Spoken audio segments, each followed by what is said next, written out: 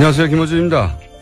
지난 2005년 워싱턴 포스트는 포드 정부 시절 국가안전보장회의 문서를 폭로했는데, 문서에 따르면 부시 정부에서 대이란 강경책을 주도하던 딕 체니 부통령, 럼스펠트 국방장관이 포드 정부에서는 정반대로 이란 핵산업에 대한 지원과 투자를 주장하고 있습니다. 미국이 원자로와 우라늄을 수출해 돈을 벌자는 거죠. 이후 사이가 틀어진 미국은 이란의 핵개발을 놓고 오랜 기간 갈등하다 2015년 오바마 정부에서 핵 합의를 성사시킵니다. 하지만 새로 들어선 트럼프 대통령은 이란 핵 합의가 잘못됐다며 이를 파기하겠다고 말해왔죠. 지난주 트럼프 정부는 이란 핵 합의를 확인하자며 이란 군사기지에 대한 사찰을 요구했고, 이란은 합의를 준수하고 있다며 반박을 했습니다. 실제 UN 국제원자력기구 IAEA는 보고서를 통해서 이란의 저농축 우라늄 양과 농축률, 중수 보유량이 합의 기준을 넘지 않아 이란이 핵 합의를 잘 준수하고 있다고 발표를 했습니다. 하지만 트럼프는 아랑곳하지 않습니다. 어제 북한은 수소폭탄 실험을 했죠. 북한은 국제사회 룰을 따르지 않습니다. 우리에게 정말 위험하고 골치 아픈 존재인데, 그런데 이 북한 문제를 함께 해결할 미국 역시 자국 이익에 따라 합의를 깨운 역사 깁니다. 여전히 우리 보수는 미국만 쳐다보자고 하는데, 미국만 쳐다봐서 이 문제 해결이 안 됩니다. 이 문제는 결국 우리 주도로 해결해야 한다. 김호준 생각이었습니다. 시사인의 김은지입니다. 자, 핵실험을 또 했어요?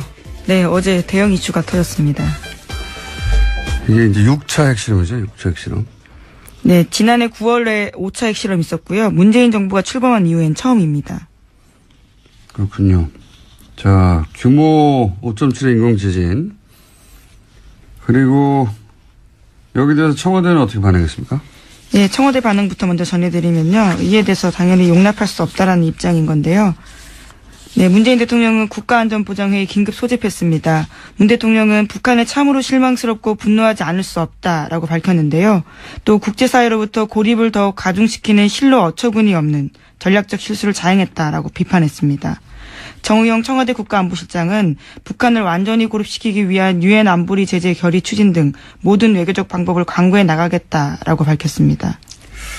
트럼프 대통령이 또 무슨 성명을 발표한 게 아니라 트윗을 했어요. 또 아메리카에서. 네, 트윗을 남겼습니다. 어제 저녁이었는데요.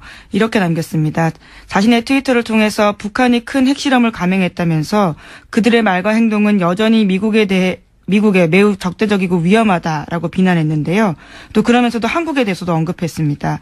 자신이 말한 대로 한국은 대북 유화책이 통하지 않을 것이라는 사실을 깨닫고 있다면서 그들은 하나만 안다 이렇게 언급했습니다. 또 중국에 대해서도 언급을 했는데요. 북한은 심각한 위협이 되어버린 불량 국가라면서 그들을 도우려고는 하지만 거의 성과를 거두지 못하고 있는 중국에도 창피가 되고 있다라고 비난했습니다. 한마디로 뭐 자기는 다 알고 있었다는 얘기죠. 자기는 잘했는데, 그런데 이제 실제로는 자신도 대화하겠다고 했다가 화염과 분노 얘기했다가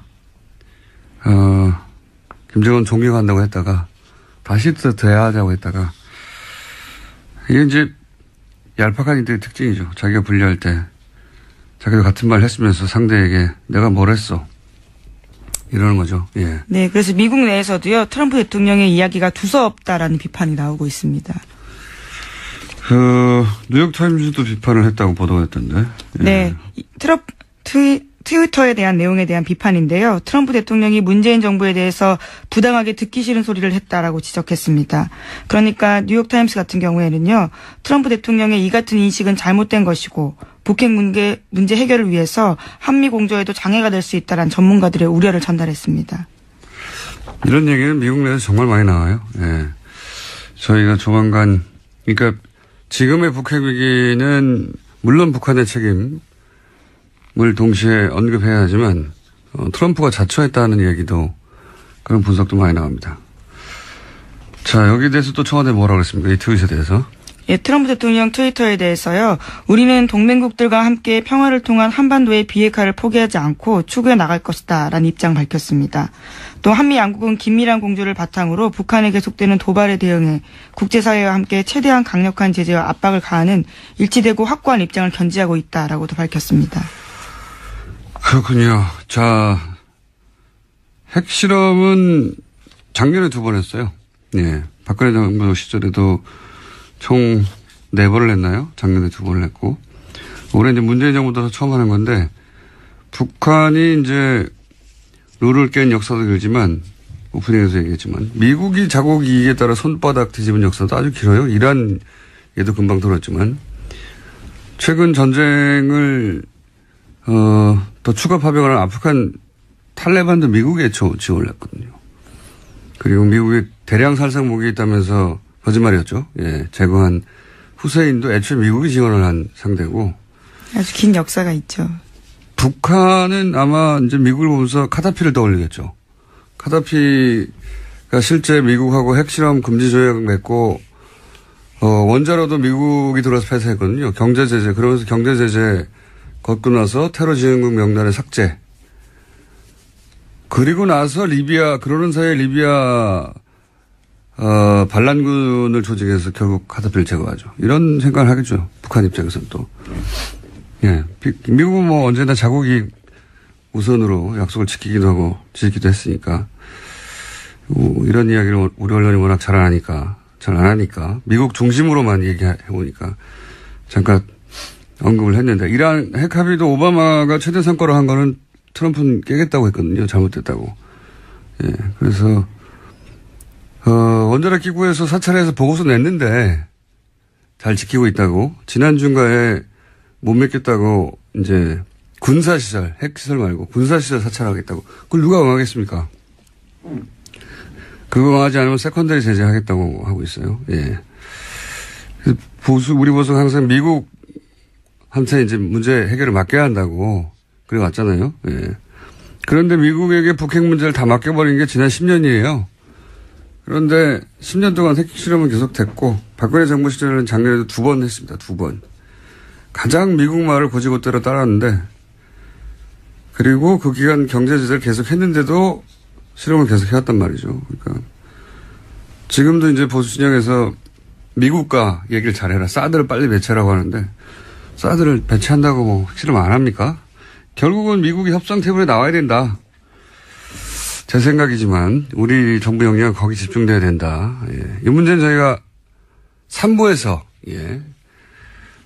정세현 전 장관 연결해서 다시 한번 짚어보기로 하겠습니다. 자, 다음 수는요. 네, 북한의 핵실험이 있기 직전에 미국 트럼프 대통령은 이번 주 한미 FTA 탈퇴 여부 결정할 수 있다라는 이야기도 했었습니다. 참모들에게 한미 FTA 탈퇴 준비를 지시했다라는 워싱턴 포스트 보도를 확인하는 기자들에 대한 답변에서였는데요. 워싱턴 포스트는 트럼프 대통령이 FTA 잔류하면서 일부 조항을 수정하는 재협상을 결정할 수도 있지만 이번 주 공식 탈퇴 절차에 착수할 수 있다고도 보도한 바 있습니다. 트럼프 대통령의 협상 전략은 블러핑인 것 같아요. 이게 기업을 할 때는 잘 통했나 봐요. 예. 근데 국가 간에는 이게 잘 안 통하거든요. 왜냐하면 기업은 어쨌든 이해타산을 따져서 이익이 우선이면 하잖아요. 근데 국가 간에는 이익만 따지지 않거든요. 자존심도 세워야 되고. 이 트럼프 방식이 다른 국가한테 통하지 않는 중요한 이유 중에 하나입니다. 항상 이렇게 블러핑을 하는데. 자, FTA 얘기는 근데 워낙 긴 협상이 될 테니까 일단 이렇게 블러핑을 했다. 자, 다음 수는요? 네, 국가정보원 관련된 뉴스입니다. 지난 1일 검찰에 추가 수사 의뢰한 사이버 외곽팀 관련해서요. 민간인 팀장급 18명에 관련된 좀 더 자세한 내용들이 나왔습니다. 18명 중에서는요. 서울사립대학 유명 교수뿐만 아니라 롯데그룹 임원, 계약직 아나운서 등이 포함되어 있다고 합니다. 국정원은 보안을 위해서 대포폰만을 사용해서 팀장들과 접촉했고요. 수사시 대처 요령 등에 대해서도 정기적으로 교육했다라고 합니다. 여기 이제 사립대학 유명 교수나 롯데그룹 임원은 뭡니까? 네, 아직까지 특정되진 않았는데요. 한겨레 신문 보도에 따르면 롯데그룹 임원도 수사에 의뢰된 팀장급 18명에 들어가 있다고 합니다. 유명 교수도 그렇고요. 계약직 아나운서, 방송국 기자 얘기도 잠깐 나왔었는데 지상파. 네. 이거 이제 수사가 진행되겠죠. 예. MBC에서 라디오 진행자로 활동했던 롯데 그리고 롯데 임원 국정원이 손을 뻗치지 않은 곳이 없었어요 보면. 예. 예, 민간인 팀장 규모가 생각보다 넓어서요. 그래서 더더욱 더 넓어질 가능성도 있을 것 같습니다. 사회 각 분야에서 굉장히 정상적이고 도저히 국정원 임무를 수행한다고 상상하기 어려운 사람들. 근데 이제 제가 계속 하는 질문은 이렇게 구축한 시스템을 이명박 정권에서만 가동하고 박근혜 정권에서는 일시에 모든 일을 다 관뒀느냐. 예. 왜냐하면 이런 민간인 댓글 팀원들이 드러나지 않았단 말이죠. 박근혜 정부 시절에도. 들키지 않았는데 스스로 관뒀단 말인가. 예. 이 질문은 계속 전 유효하다고 봅니다. 네, 관련해서 JTBC가 보도한 바가 있습니다. 주말 동안인데요. 최근 국정원 적폐청산 TF가 박근혜 정부 시절 국정원도 친정부 성향의 사이버 댓글 활동 벌인 정황 파악했다라는 겁니다. 그래서 TF에서는요. 박근혜 정부의 국정원 고위 관계자들에 대해서도 국정원법 위반 혐의 적용 가능할 것으로 보고 있다고 합니다. 저는 박근혜 정부에서도 들키지 않았는데 스스로 관뒀다고 보기는 어렵고 계속 지속됐을 가능성이 대단히 높다. 근데 그중 실마리들이 나오는 것 같은데. 두 번째 질문은 저는 지금은 안 하는가 합니다. 지금은. 이제 정부, 청와대 권력은 바뀌었지만, 국정원도 국정원장은 바뀌었지만, 그 조직은 그대로란 말이죠. 지금 개편하고 있지만. 저는 지금도 댓글 활동의 흔적이라고 보이는 그런 활동을 본 적이 있어요. 규모는 축소됐지만. 이제 이게 그 다음 단계는 지금은 그러면 안 하고 있는가 혹은 최근까지는 안 했는가. 예, 여기까지 수사가 되겠죠. 자, 다음 순요. 네, 오늘 자정을 시작으로 KBS와 MBC가 총파업에 들어갔습니다. 두 회사 노조 모두 경영진 사퇴와 공영방송 정상화를 요구하고 있습니다. MBC 노조는 오늘 오후 2시에, KBS 노조는 오늘 오후 3시에 파업 출정식 엽니다. 또 고용노동부의 세 차례 소환 요청에 모두 불응해서 체포영장이 발부된 바 있는 김장겸 MBC 사장의 행방은 나흘째 확인되고 있지 않습니다. 저희가 이제 4부에서 KBS 지난번에 사이버 사령부 부단장격이었던 분이 자신이 어떻게 국방장관 합참의장 청와대에 매일 댓글 공장을 보고했나 하는 내용이 폭로됐는데도 KBS는 방송을 안 했죠. 예. 그 인터뷰를 직접 했던 KBS 기자 오늘 저희가 4부에서 만나는데 그때 포함 얘기는 좀 더 하기로 하고 홍준표 대표가 이제 이 그러니까 소환에 응하지 않은 김장겸 MBC 사장 체포영장이 발부된 것 두고 이제 최초의 일이라고 얘기를 했었죠. 네, 없었다라는 주장을 해서요. 네. 반박당한 바가 있습니다. 최초라고 했는데 실제로는 한 해 1000건 이상씩. 네, 1459건에 있었다고 지난해만 해도요. 그런데 홍 대표가 원내대표 시절에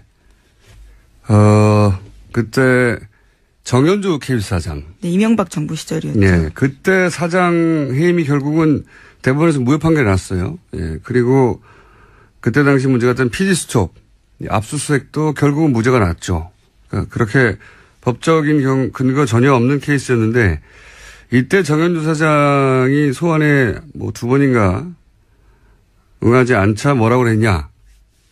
지금 내각과 청와대가 지금 다시 세팅이 돼서 국정을 운영하고 있습니다만은 지나고 난 뒤에 지금까지 가만히 내가 국정 돌아가는 것을 보니까 왜 정권을 교체했는지 답답하기 이를 데 없습니다. 촛불 정국에서 강요들은 비겁하게 뒤로 숨어버리고 자기들이 앞장서서 앞에 나가서 온몸으로 국민을 설득하고 국정을 이끌어 나가야 됩니다.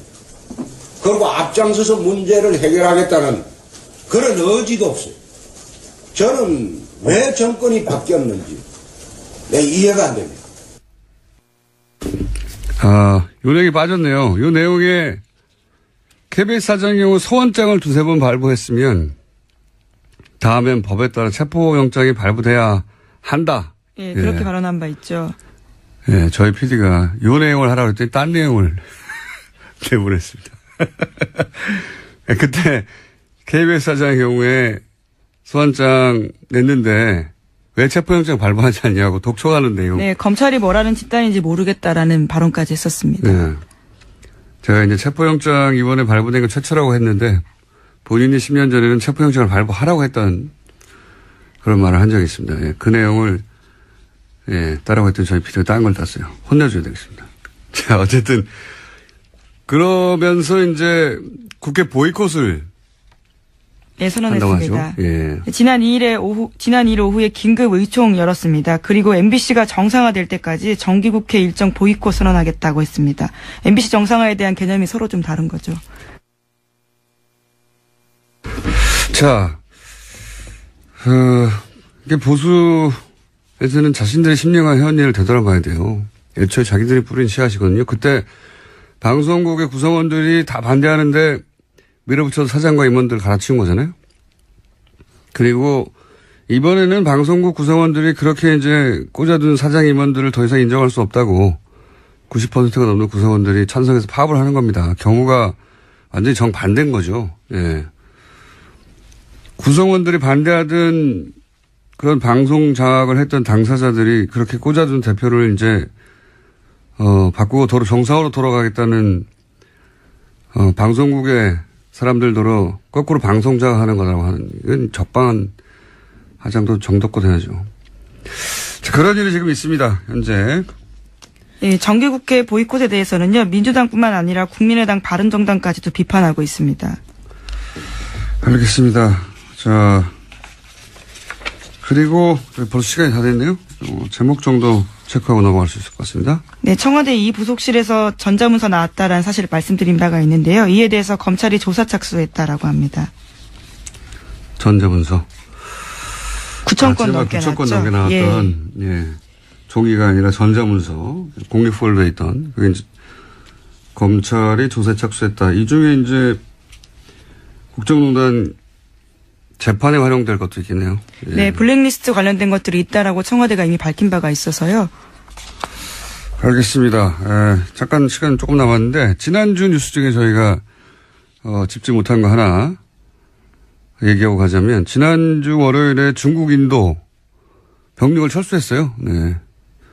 왜 인도하고 중국이 국제뉴스도 몇 번 다뤘는데. 네, 분쟁 관련해서 말씀드린 적이 있죠. 분쟁 대치하고 있다. 뭐 전쟁 난다. 우리나라 언론에서 계속 보도했는데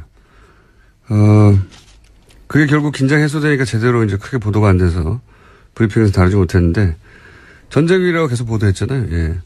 저는 이거 전쟁 안 난다고 얘기했고 핵 보유고 이후 양쪽 다 군사대국 세계 3, 4위가 전쟁하면 지구 멸망합니다. 전쟁 안 난다고 했었는데 이게 왜 이런 일이 벌어졌고 왜 풀었느냐 그 얘기가 없어서 잠깐 하고 넘어가면 중국은 이 지역에서 분쟁을 일부러 일으킨다고 하는 분석이 있어요. 무슨 얘기냐면 중국이 자신이 원할 때마다 이 지역에서 일부러 분쟁, 긴장을 유발시켜가지고 티벳에 대한 자신들의 지배권을 인도에게 확인시키는 거다. 이게 중국 이전에 인도가 티벳에 대해서는 영향력을 가지고 있었거든요. 오랜 세월. 그게 1940 몇 년입니까? 9년인가에 넘어갔는데 중국에. 올해 봄에 그 인도 한 관료가 고위 관료가 티벳은 중국 일부가 아니라고 발언한 적이 있어요. 예. 그거 벼르고 있다가 인도 수상이 트럼프 정상회담 하기 직전에 이 북경 문쟁을 또 일으킨 거죠. 그랬죠. 예.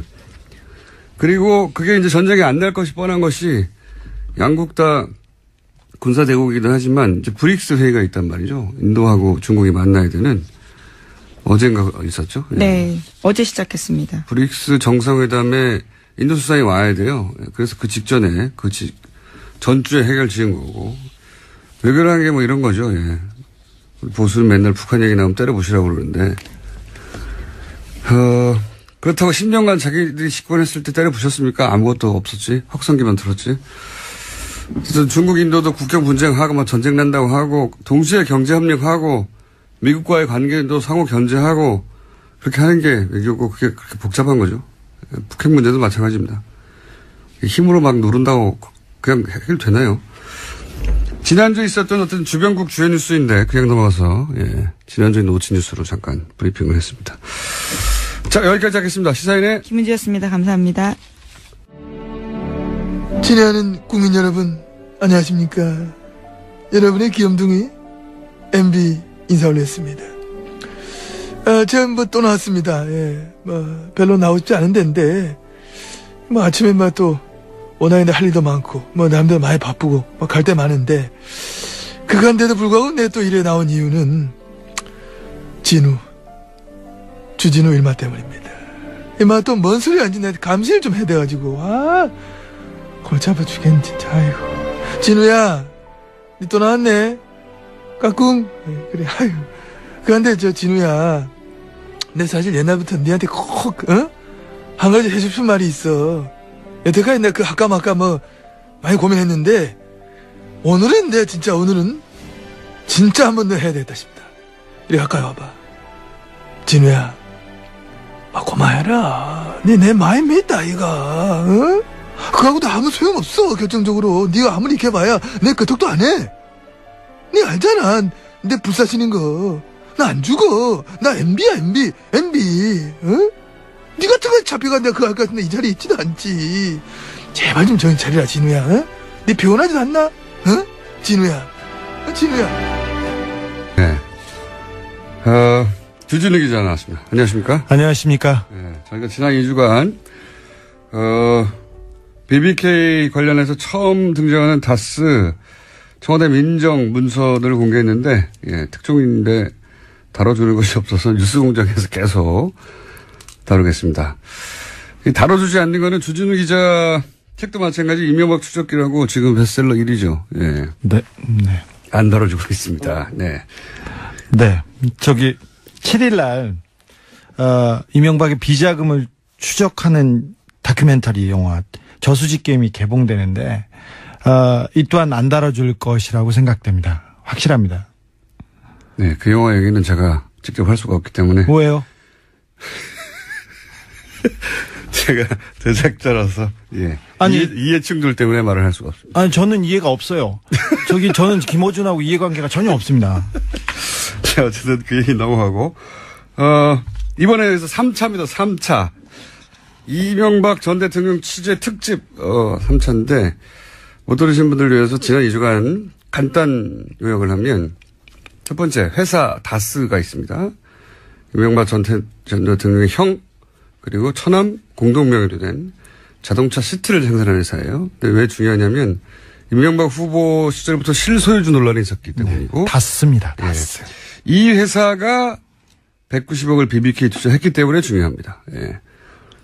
그러니까 이 다스가 결국 BBK 주인이 되는 격인데. 그렇습니다. BBK는 마지막에 옵셔널 벤처스라는 회사가 됩니다. 이 옵셔널 벤처스에서 BBK죠. 결국은 주가 조작을 해서 1,000억 가까운 손해를 투자한테 입히고 대표 김경준 씨가 380억대를 횡령하고 미국으로 갔다. 이 사건을 BBK 사건이라고 합니다. 그런데 세 번째, 김경준 씨가 미국으로 가기 전에 이명박 전 대통령 가까운 투자자 돈은 다 돌려주고 다스에는 190억 중에 50억만 돌려주고 140억을 안 돌려주고 가요. 이게 나중에 다스와 김경준 씨 그리고 옵셔널 투자자와 김경준 씨 사이에 소송의 빌미가 되는데 140억을 내놓으라고. 다스와 김경준 씨 소송은 김경준 씨가 이기고 네. 그리고 옵셔널 투자자와 김경준 씨 소송은 김경준 씨가 집니다. 그런데 이 140억은 소송에 진 다스가 가져갑니다. 미스테리한 일이. 이명박 전 대통령 재임 기간 벌어진 미스테리한 일이죠. 소송에 진 쪽에서 140억을 가져갔다. 다스는 한 번도 이긴 적이 없습니다. 네. 왜 이런 일이 벌어졌냐를 이제 주진우 기자가 오랜 시간 추적을 하다가 그 이유를 추정할 수 있는 문서들을 입수해서 2주 전부터 공개를 해왔습니다. 2주에 걸쳐 폭로한 문서들을 간단 요약하면 다스 회의록이 나왔는데 회의록은 언제 어디서 누가 참석해서 회의를 했다 이런 내용인데 다스의 문서예요. 뜬금없이 LA 총영사가 여기 등장을 합니다. 네. 김재수입니다. 예. 이름이 참 기억하기 좋습니다. 이분이 해외 동포 출신으로 처음 재공관장이 된 분인데 원래 BBK 변호사였다. 네. 이명박 측 BBK 측 변호사였습니다. 그러니까 다스입니다. 사기업 소송에 외교관이 참석을 했다. 이런 문서고요. 그리고 또 LA 총영사 검토 뭐 이런 문건이 나왔는데 이건 이제 청와대 민정에서 작성한 겁니다. 네. 민정에 BBK 담당하던 분이 만들었습니다. 민정에 BBK 담당하는 분이 있었답니다. 네. 네. 제가 당신이 다스 담당자시죠? 여쭤봤더니 아닙니다. 저는 BBK 담당자입니다. 이렇게 라고 말했던 이 민정에서 좀 전에 언급한 LA 총영사 김재수 씨에게 여러 사항을 검토하게 한 내용이 뭐냐면 뭐 스위스 계좌 얘기도 있고 김재훈 씨는 에리카 김 얘기도 있고 뭐 미국 구세청 얘기도 있고 한마디로 140억을 다른 곳에 뺏기지 않기 위해서 여러 가지 사항을 검토하는 내용이죠. 네. 네. 계좌를 동결했다 풀었다 이걸 계속 어찌할 것인지 지시하는 내용입니다. 그러니까 청와대 민정이 LA 총영사에게 사기업 돈을 돌려받기 위해서 일을 시킨 거예요. 네. 예. 자, 그리고 무슨 협약서 같은 것도 나옵니다. 이 협약서 내용은 역시 140억을 다스가 가져가기 위해서 김경준 씨와 모종의 협약을 해야 한다. 뭐 이런 내용이죠. 네. 비밀리에 해야 된다고 예. 청와대 민정실의 양안무개 씨하고 그리고 김재수 총영사가 같이 이걸 초안을 잡아서 지시합니다. 자, 그렇지만 이렇게 합의를 해준 풀려날 줄 알았던 김경준 씨는 140억을 다스로 넘기고도 풀려나지 못했습니다. 네. 본인은 풀려날 줄 알았다고 하는 거죠? 네네. 다스에서도 풀어줄 줄 알았다고 합니다. 김경준 씨와 협상을 중간에서 했던 다스는 140억이 넘어가면 풀려날 줄 알았으나 실제 김경준 씨는 풀려나지 못했어요. 네. 속았다고 봐야죠. 네. 그렇게 생각하고 있죠, 본인도. 네. 자, 그리고 이제 1차 공개한 이 문서들이 부족해서 기사가 안 나오나 싶어서 지난주에 또 추가로 문서를 공개를 했습니다. 다스의 품위서도 가져왔는데 지난주에는 이게 뭐냐면 이제 김경준 씨가 감옥에 간 이후에도 다스가 140억을 받아내기 위해서 딜을 한다 뭐 이런 내용이죠. 네, 그렇습니다. 이런저런 딜. 다스의 담당자 증언에 따르면 이명박 전 대통령은 이제 이 140억뿐만 아니라 이자 50억까지 더 내더라. 네. 그래서 호통을 쳐가지고요. 다스 협의하는 사람들이 굉장히 곤혹스러웠다고 합니다. 네. 그러니까 190억을 받아내려고 했었다. 네. 네. 한때 동업자죠. 네. 한때 동업자인데 한 사람은 대통령이 되고 한 사람은 감옥에 갔습니다. 감옥에 갔는데 감옥에 간 동업자에게 50억 이자를 더 내놓으라고 했다고 합니다. 이 품위서는 이제 다스가 작성해서 청와대에 팩스로 보고한 문건. 네, 그렇습니다. 네, 원본이었죠. 네. 네. 원본을 팩스를 보낸 당사자로부터 입수를 한 것이고요. 그리고 이제 이런 합의가 이루어지면 영문 비밀 합의서를 작성하게 됐는데 그 비밀 영문 합의서도 문서가 있었죠. 네. 네. 문서가 많아서 요약하는데 기네요. 네. 그리고 또 스위스 김경준 계좌를 청와대 민정실에서 정리해서 다스로 거꾸로 보내준 것도 있죠. 네, 지시사항이었죠. 네. 이 다스가 어찌 해야 되는 건지 상부에 보고를 하고 청와대에서 지시한 내용이었어요. 네. 품위서는 다스가 청와대에서 보낸 거고 네. 지금 말하는 문서는 청와대가 다스에 내려준 문건입니다. 그러니까 네. 일반인들은 알 수 없던 스위스 계좌 동결 해제 같은 내용 네. 보면서 김경준 씨하고 합의할 때 이런 내용을 참고해라. 뭐 이런 내용입니다. 네, 지시사항입니다. 자, 세 번째, 네 번째 문서 역시 다스가 청와대 140억 관련해가지고 보고한 내용들이었고요. 자, 이게 2주간의 내용입니다. 한마디로, 사기업 돈 140억을 돌려받으려고 청와대 민정과 외교부 라인이 계속 움직였다. 네, 그렇습니다. 검찰도 도왔고요. 예. 그러기 위해서 사건을 담당하던 변호사를 총영사로 임명하고 청와대 민정에도 담당자를 뒀다. 예, 그렇습니다. BBK 담당자를. 그 돈을 그래서 끝내 돌려받았다. 여기서 생기는 의문이 이겁니다. 이명박 전 대통령이 자기 재산도 아니라고 했는데 네. 이렇게까지 할 이유가 뭐냐. 이게 사실은 이명박 전 대통령 재산 아니냐. 이렇게 추정할 정황이 처음으로 문서로 등장을 한 겁니다. 예, 그렇죠? 네, 그렇습니다. 이게 지난주까지의 이야기고. 근데 지난주 말이지만 제가 뭐라고 그랬냐면 이번 주 내용입니다. 다스가 이명박 전 대통령 형 이상은 씨하고 처남 고인이 됐죠. 김재정 씨 재산이라고 했는데 그래서 이명박 전 대통령 친인척 사랑이 너무 깊어가지고 네. 물론 친인척 사랑이 깊다고 해서 이렇게 청와대 민정과 의회가 움직이면 안 됩니다. 네. 하지만 어쨌든 본인 재산이 아니라 친인척 재산이어서 도와주려고 그랬던 거 아니냐. 그럴 수도 있지 않겠느냐. 그럴 수도 있지 않겠느냐라고 했고 그래서 이번 주에 예고하기를 다스의 소유 문제하고 관련된 문서 네. 이걸 한번 이번에는 공개하겠다. 예. 오늘도 핑크빛 보따리를 잔뜩 들고 왔는데 문서는 많습니다. 네, 예. 문서는 많다고 이명박 들었어요. 대통령이 친인척 사랑이 커서 직접 화를 내고 직접 보고를 받았다 이렇게 얘기할 수도 있지 않습니까? 그렇죠. 친인척 사랑이 너무 깊고 네. 하회와 같고 네. 그래서 뭐 악망하고요. 본인의 권력을 조금 일부 떼서 그럴 수도 있지 않느냐 생각할 수 있기 때문에 제가 지난주에 요청했던 건 다스의 소유주와 관련해서 입사 문서가 없냐 제가 물어봤어요. 네. 자, 물론 있습니다. 제가 이제 문서를 몇 개 봤는데 다스 지분 상속에 대한 검토 이 문건은 뭡니까 이게? 이 문건은 2010년이었습니다. 2010년 2월에 갑자기 김재정 씨 그러니까 이명박 대통령의 처남인데요. 네. 그때 다스 회장이었습니다. 네. 갑자기 죽었습니다. 그렇죠. 예. 네, 돌아가시자마자 다스 지분을 상속을 어떻게 해야 되는지 상속세 추정액 그다음에 재산 상속 리스트 다스 주식을 어떻게 소각할 것인지 이 내용을 그 정리해서 급히 청와대로 보냅니다.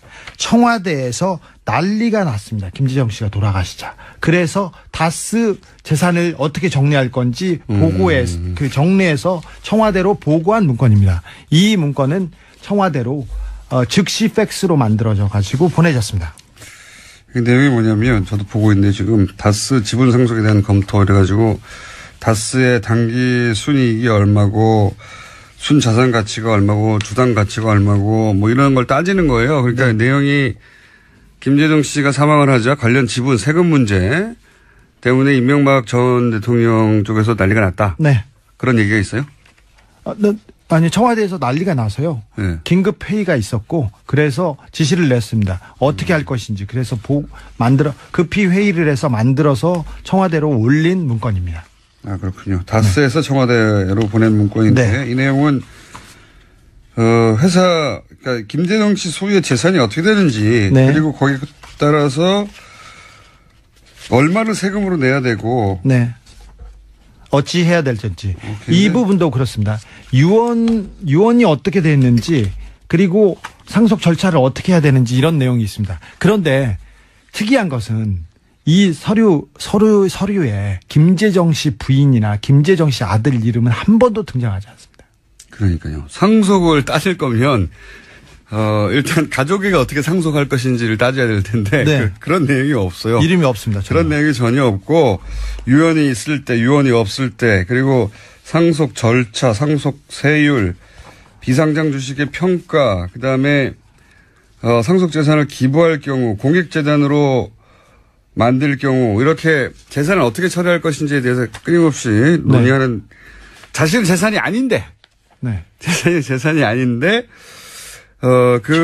청와대에서 보고를 받습니다. 부인이나 자식이 의논해야 될 내용을 부인하고 자식이 얼마 갈지는 전혀 없고 네. 청와대에서 다스로부터 이게 회사의 지분 상속이 어떻게 되는지 자신 재산이 아닌데 관심을 가지는 것도 이상하죠. 이상하죠. 네. 이상한데 그거를 관심을 가진 정도가 아니라 보고를 받는 건 더 이상하죠. 네. 그리고 그 문서에 유족들이 어떻게 받아야 되는지에 대한 내용이 전혀 없다는 거예요. 네. 그리고 재단 얘기가 나오는데 재단은 그 청계재단. 그러니까 이명박 대통령의 재단 얘기가 나오고. 그러니까요. 네. 이게 이제 절반이 김재정 씨였거든요. 김재정 씨 소유가 49%에 이릅니다. 네. 다스에. 최대 주주였습니다. 최대 주주죠. 형이 나머지. 네. 이상은 형이요. 거의 나머지고 두 사람이 거의 지배하고 있었는데. 네. 근데 이제 김재정 씨가 최대 주주인데 최대 주주의 재산 상속에 관한 내용을 청와대에서 다스로부터 보고를 받았다. 네. 다스가 김재정 씨 유가족이 보고한 게 아니에요. 청와대에 보고한 것이지. 네. 김재정 씨는 자신의 세금을 못 내서 그 세금을 내기 위해서 은행에 융자를 받기도 했습니다. 그러니까 돈이 없는 사람이었죠. 이명박 대통령 돈이 많아도 대출을 받는 사람이 있으니까요. 어쨌든 세금을 못 내서 대출을 받은 전력이 있습니다. 네. 예.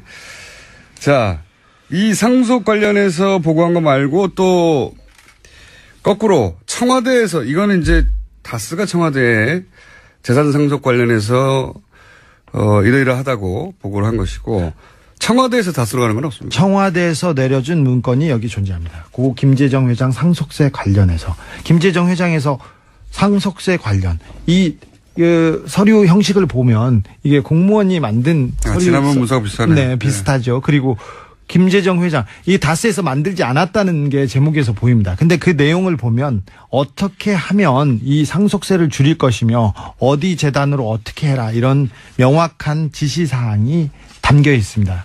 근데 결국 다스가 그 세금 처리를 이 지시사항대로 했습니다. 그렇군요. 여기 두툼한 문서인데 고 김재정 회장 상속세 관련해 가지고 청와대에서 만들어서 내렸다는 문건 내용을 보면 상속세 어떻게 내야 되는지 이 상황별로 시나리오를 또 정리를 했어요. 네, 뒤에 시나리오가 있습니다. 1번안, 2번안, 3번안 이렇게 했는데 그래서 어찌할 것인지 했는데 국세청, 캠코 그리고 여러 주변 공무원들이 있지 않습니까? 관 기관들이 도와줬어요. 그래서 김재정 씨 측, 그러니까 다스 측에서는 상속세를 결국은 주식을 통해서 주식으로 냅니다. 근데 보통 돈으로 내고 그다음에 부동산을 받는데 주식으로 받는 세금을 받는 경우는 굉장히 드문 경우입니다. 왜냐하면은 그 회사가 망하는 회사면 안 받을 것이고 잘 나가는 회사면 그게 더 같이 커질 수 있는데 그걸 왜 냅니까? 그래서 안 이루어지는 건데, 그죠? 네. 근데 김재정 씨 상속세 관련해서는 주식으로 냈어요. 네. 이게 왜 주식으로 나간 겁니까? 이 부분에 대해서는 그 돈이나 부동산으로 내면 그 재산 출처가 이렇게 파악되기 때문에 결국 회의 끝에 주식으로 그냥 대납하는 걸로 결론을 내렸다고 합니다. 그러니까 김재정 씨 재산이 차명이라는 의혹이 다시 제기될까 봐? 네. 이거는 청와대에서 그 결론을 내려서 다스에 지시한 내용입니다. 그러니까 이제 상속세를 내긴 내야 되는데 김재정 씨가 소유하고 있던 부동산이나 혹은 현금 확보가 되면 출처를 따지게 되고 그러면 출처가 파악이 되게 되고 그 과정에서 파악될 수도 있고 그래서 김재정 씨 재산이 차명일 수 있지 않느냐는 의혹이 제기될까 봐 아예 주식으로 납부한다. 예, 그렇습니다. 네. 그 결론에 도달하기까지 여러 가지 시나리오가 검토된 문서가 이거다. 네. 이 다른 문건이 내려진 문건이 있는데요. 각 대안별 상황표가 있습니다. 네. 군사 작전하듯이 했어요, 보니까. 네, 국방부에서 만든 것처럼 보이는데요. 이럴 경우, 여기 연장이 안 될 경우 세금을 어떻게 하고, 국세청에서 안 받을 경우 어떻게 하고, 이런 내용이 담겨 있습니다. 대안이 8개나 있어요. 대안 1, 대안 2, 대안 3 해가지고 그래프로 쫙 그려서 상황표를 만들었습니다. 이거 실력 있는 사람이 만들었네. 네, 그거는 관계를 정확하게 파악하고 있지 않으면, 전혀 알 수 없는 내용들입니다. 보통은 대안 1, 2 정도는 나올 수 있는데 대안 8까지 나와 있어요. 대안 8까지 나와 있는데 대안 8까지 간 이유 중에 하나는 보니까 결국 세금을 얼마나 덜 낼 거냐 이런 얘기네요. 네. 대안 상황을 시나리오별로 정리하고 그다음에 대안을 요약한 그런 서류도 있습니다. 여기는 대안 2개는 배제되고 6개만 살아남아가지고 대안 6개를 각각 진행할 경우에 장점과 단점 그리고 자세하네요. 네. 연평균 납부액이 얼마고 하여튼 돈에 관해서 굉장히 꼼꼼하게 서류가 작성되어 있고요. 눈길을 끄는 게 이게 있어요. 문서 중에 상속 재산 파악 및 세액 계산의 한계라고 하는 별도로 강조된 박스 문구가 있는데 뭐냐면 상속 재산은 상속인만 안다. 네. 그러면서 2007년 대선 당시 언론에 보도된 주식과 부동산만으로 상속 재산을 평가하라. 네. 그러니까 이게 무슨 얘기냐면 김재정 씨 재산을 다 알기가 어렵다. 너무 많은데. 네, 다 알기가 어렵다. 그러니까 대선 때 언론에 공개된 것만 네. 가지고 상속세를 내자. 네. 이런 얘기가 여기 있습니다. 재밌는 내용이네요. 네. 예. 가족이 쓴 거나 그리고 그 회사에서 만든 걸로는 전혀 보이지 않는 내용들입니다. 자, 그리고 나서 또 문서가 있습니까? 또 있습니다. 상속에 관한 사항이라고 해서 김재정 씨 명의로 된 부동산 현황이라는 표입니다. 김재정 씨 명의로 된 그 부동산 현황을 청와대에서 파악한 부분인데요. 상당 부분이 이명박 대통령의 차명재산으로 보입니다. 아, 꼼꼼합니다. 네. 땅이 많았네요. 네. 김재정 이렇게 상속에 관한 사항 해가지고 대지, 전답, 건물 등등 공제시가하고 뭐 면적, 금액 쭉 해서 정리한 내용이고, 김재정 전 회장의 명의로 된 재산들, 부동산과 동산을 정리하는 거네요. 골프장, 연구부차 해가지고 엄청나게 많습니다. 그 리스트고요. 또 몇 개 보여드릴까요? 너무 많이 보여주면 지금 어렵지 않을까요? 저만 볼게요, 저만. 이 부분은 다스의 차명재산들입니다. 차명 계좌들과 차명 재산들이. 그러니까 이게 CD하고, 이거 굉장히 자세하네. 네. 여러 은행에 들어있는 여러 사람의 이름과 여러 사람 이름 옆에 금액이 적혀 있어요. 네. 그리고 그게 결국은 다스로 다시 다 모이게 되네요. 네, 그렇습니다. 예. 차명 재산들이었습니다. 차명 계좌들이고. 차명 계좌를 의심된다고 하죠. 예. 네. 여러 은행의 예금주와 그 예금주 아래 이름, 뭡니까. 금액과 그 금액을 옮기는 과정이네요. 네. 김재정 씨가 사망 후에 네. 재산을 옮기는 이 부분이 다 청와대에 보고되어 있습니다. 다스의 차명 재산이, 차명 계좌가 왜 청와대에 보고돼야 되는지. 차명으로 보이는 계좌. 네. 그러니까 김재정 씨 재산을 정리하는 과정들입니다. 보니까 문서가 다. 네. 세금을 내고 그다음에 흩어져 있던 재산들의 명의를 바꾸고 네. 그런 문서들이네요. 네, 그렇습니다. 그리고 계좌 리스트에 있는 금액은 예금이 한 120억 정도 되네요. 120억. 이걸 쪼개서 수많은 사람한테 나눠줬다가 전부 명의가 변경되는 리스트. 굉장히 구체적입니다. 은행, 이름, 금액, 일자, 원금, 이자. 네. 자, 마지막 문서는 뭡니까? 이거는 뭐, 한 직원이, 다스 직원이 작성한 탄원서 같은 건데요. 탄원서. 네. 탄원서 같은 경우. 내용을 보니까. 내용이 이런 내용이 있어요. MB는 다스가 자기 거니까 자기 아들에게 물려주고 싶어 하고, 여기 있는 회장은 이상은입니다. 회장은 욕심을 부려 법적 근거를 이용하여 자기 아들에게 지분을 주고 싶어 하는 것입니다. 이렇게 얘기했습니다. MB 거니까 MB는 자기 아들한테 주고 싶어 하고, 회장은 지분을 주고 싶어 하는 이런 내용을 보면. 이게 누가 한 진술입니까? 이게, 다스의 직원인데, 다스 회장, 그러니까 이상은 씨하고 친척처럼 삼촌 조카뻘로 지내던 직원입니다. 그러니까 특수 관계 때문에 다스의. 이분 직접 나오거나 목소리로 나올 수 없어요? 이분이 직접 나오기는 힘들어요. 저도 그 얘기를 했는데. 그래도 나와야지 이게 신빙성이 올라가고. 아니, 다른 제보. 북한이 어제 6차 핵실험을 했습니다. 이 문제 어떻게 풀어야 하는지 정세현 전 통일부 장관이 연결됐습니다. 안녕하세요, 장관님. 예, 안녕하세요. 네. 사안이 위급하다 보니까 까칠하신 분인데 이렇게 긴급한 저희 인터뷰 요청에 응해주셔서 예. 저렇게 긴급하게 인터뷰 요청하면 잘 안 응하시는데 감사합니다. 자, 네, 지금 위급하니까. 예. 네.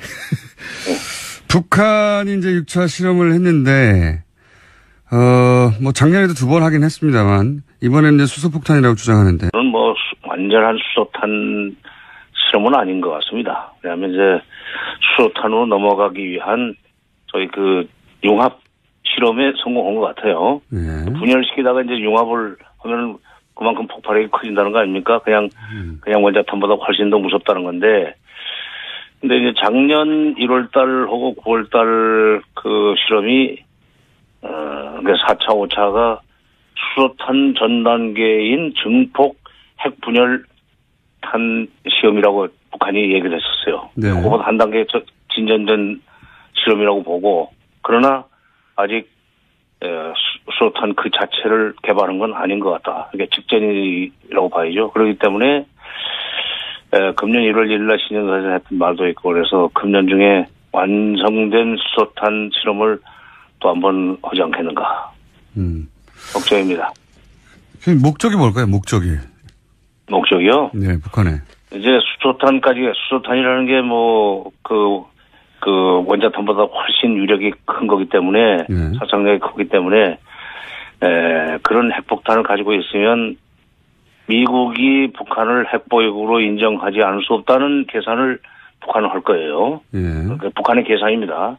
핵보유국으로 인정받고 싶다는 거죠. 그리고 그런 조건에서 미국과 1대1로 수교하고 평화협정 체결하는 그런 상황을 연출하면 국제적으로 지위가 올라가지만 우선 대내적으로 김정은의 통치력이 굉장히 높이 평가를 받는 그런 효과가 있습니다. 국내 정치적으로. 네.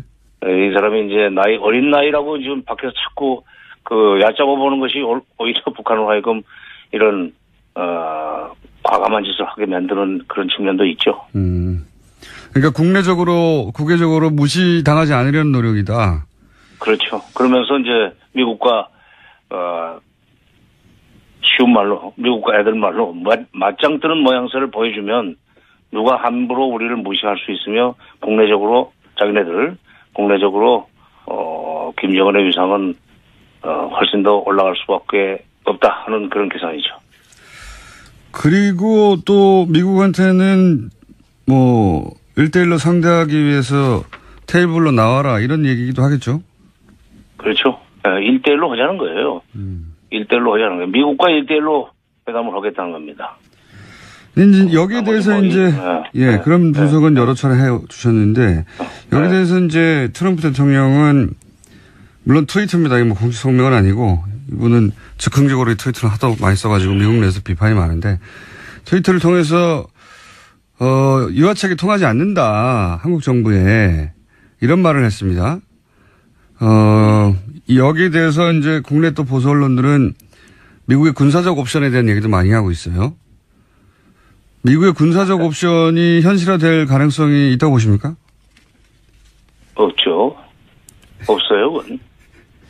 모든 옵션은 테이블에 올라와 있다는 얘기를 지금 한두 번 했습니까? 그런데 그런 얘기가 나오고 나면은 바로 미국 내에서 이른바 군사 전문가들까지도 실질적으로는 군사 옵션은 쓰지 못하는 거 아니냐. 그런 얘기 많이 나왔죠. 3차 대전. 남북전쟁이 미중전쟁으로 번지고 그렇게 되면은 각자 패싸움이 돼가지고 세계 3차 대전으로 번질 위험성이 있는데 미국이 지금 그런 전쟁을 벌릴 수 있는 가능성이 없고 특히 6.25 때고는 북한이 쉽게 생각을 해서 남침을 해가지고 그것이 미중전쟁으로까지 번졌지만 미국이 먼저 그런 일을 벌이기는 지금 중국의 힘이 북한의 배후에 있는 중국의 힘이 그때에 비해서 엄청나게 커졌기 때문에 이거 함부로 못 벌립니다. 북한 때리지만 결국 미국과 중국 사이의 전쟁으로 번진다는 건 미국 사람들도 다 알고 있는 일이죠. 그러니까 군사 옵션 못 써요. 근데 국내 언론에서는 사실 이 대북 군사 옵션 관련해서는 굉장히 크게 보도하고 있어요. 이 부분은 어떻게 보십니까? 참 무책임한 사람들이에요. 그러니까 무책임하죠. 미국이 군사 옵션을 쓰면 제일 먼저 타격을 받을 위치에 있는 언론사들이 어디입니까? 시내에 있잖아요. 서울 시내. 예, 서울 시내에 있습니다. 자기들 죽을 줄 모르고 왜 그래, 참네. 그리고 못 쓰는데 그렇게 겁을 줬으면 좋겠다는 생각까지는 이해를 합니다. 예. 군사 옵션을 쓸 것 같이 겁을 줘서 북한의 태도 변화를 유도했으면 좋겠다는 생각까지는 이해를 해요. 그러나 실제로 써버리면 이거는 한반도는 그동안에 북한은 크게 일종의 저개발 국가이기 때문에 소리할 것이 없지만 우리는 지금 세계 11대 경제대국인데 이거 다 날아갑니다. 그렇게까지 해서 북한의 핵을 완전히 제로로 만들겠다고 그런 것이 너무 좀 무책임하죠. 여기 지금 수백만 죽는 건데 자기는 안 죽을 줄 알고 그런 얘기합니까? 자기들도 제가 보기에는 전쟁이 안 날 거라고 생각하니까 그런 말을 하는 것 같기도 합니다. 예. 다만 그렇게 긴장을 만들어내는 것이 자신들의 정치적 이익에 부합되니까 그렇게 긴장을 만드는 게 아닌가. 뭐 저는 이런 생각을 합니다. 정치적 이익을 위해서 그러는 건데 그래도 국민들이 불안해하잖아요. 자기네들의 사사로운 정치적 이익을 위해서는 국민들이 불안해더라도 좋다는 얘기예요. 또 언론이 헐짓입니까 그게? 네, 저한테 화내지 마시고요. 예. 알겠습니다. 상황 인식은 알겠고요, 장관님의. 근데 이제 여기에 대해서 그럼 과연 우리 정부는 어떻게 할 것인가? 이게 이제 옵션이 많지 않습니다, 실제. 우리 정부가 이제 북한은 이렇게 강경 일변도로 가고 트럼프 대통령 왔다 갔다 하고 그리고 뭐 보수 정당과 보수 매체는 뭐 전쟁 얘기를 계속 하는데 우리 정부는 지금 어떻게 해야 됩니까? 지금 당장 무슨 남북대화로 가자고 나설 수는 없어요. 네. 뭐 트럼프도 북한은 대화로 안 통하는 상대다. 뭐 그러면서도 모든 옵션은 테이블에 올라 있다는 얘기까지만 하지 군사적 옵션을 쓰겠다는 얘기까지는 또 안 합니다. 예. 그걸 주목할 필요가 있는데 그러나 어쨌든 미국이 저렇게 군사적 옵션을 쓰지 않지만 대화는 할 수 있는 형편이 아니다라는데 우리가 나서 가지고 남북 대화를 할 수 있는 여지는 없죠. 당분간 지금은 기다릴 수밖에 없는데 그러나 나는 좀 이런 생각을 해봅니다. 일단 외형적으로는 미국과 보조를 같이 해줘야 돼요. 예. 그러나 지금 이대로 놔두면 실제로 수소폭탄을 만들고 그다음에 미국까지 도달하는 거리가 나오면서 ICBM이 말입니다. 12,000km가 나오면서 동시에 대기권 진입을 해도 불타지 않는 그런 기술까지 확보가 되면 만약 문 대통령이 얘기한 레드라인을 넘게 되면은 그때는 미국이 나가게 돼 있어요. 회담에.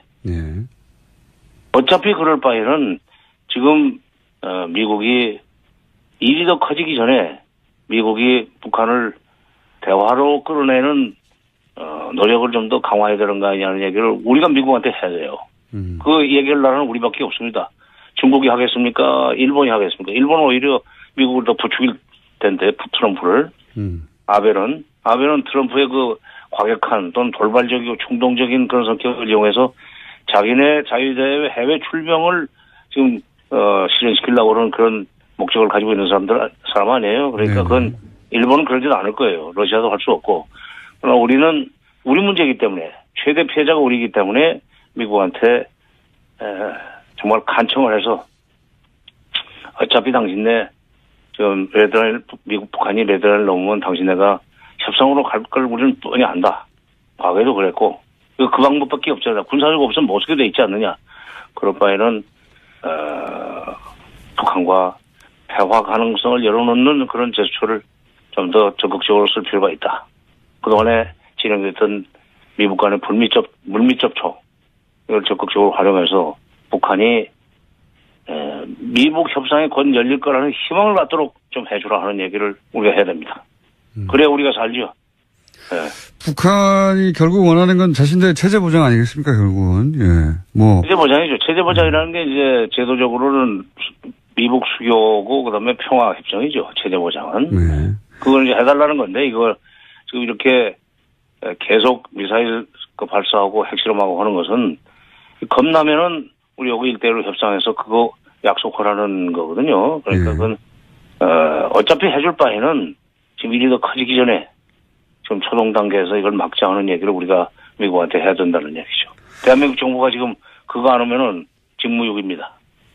알겠습니다. 한마디로 말해서 한미 동맹을 이용해서 거꾸로 미국으로 하여금 협상 테이블에 앉도록 압박하는 것이 한국 정부가 할 일이다.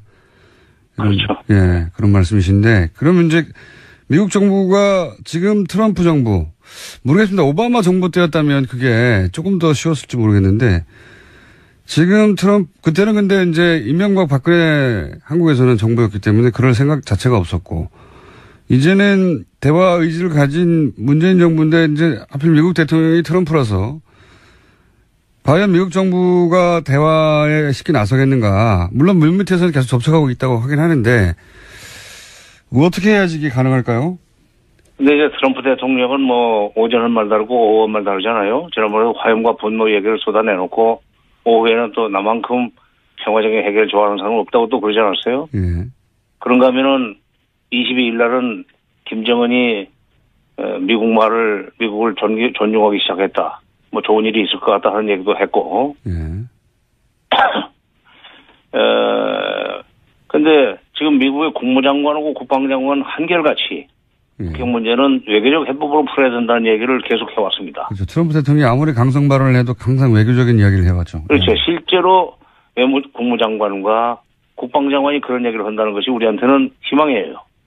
그러니까 그런 그 국무부 라인과 그 국무장관 그리고 국방장관을 상대로 해서 우리가 적극적으로 로비를 벌인다면 결국 그들이 먼저 입장을 정해가지고 대통령을 설득하지 않겠는가. 돌아서 가야죠. 그러니까 보통은 정상회담을 통해서 대통령과 대통령이 직접 그 얘기하는 것이 훨씬 더 빠른데 지금은 트럼프가 워낙에 지금 불가측성이 높고 충동적이기 때문에 무슨 일이 벌일지 모르기 때문에 그걸 통제할 수 있는 위치에 있는 국무장관과 국방장관 이런 쪽으로 우리가 접근을 해서 결국 대화적으로 어차피 갈 거라면 지금 가자.